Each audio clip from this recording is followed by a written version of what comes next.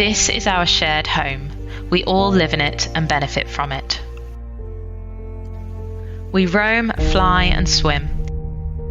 In the forests and mountain tops, in savannas and in the depths of the oceans. Together, we form part of the web of life that ensures the planet's ecosystems can strive. We provide for people everywhere. The ecosystems we inhabit feed and clothe them and help them build their homes.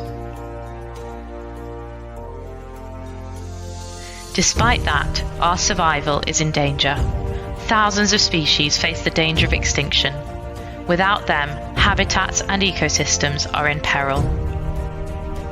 This World Wildlife Day, join us in raising awareness of the future of endangered species. Together, we can change course.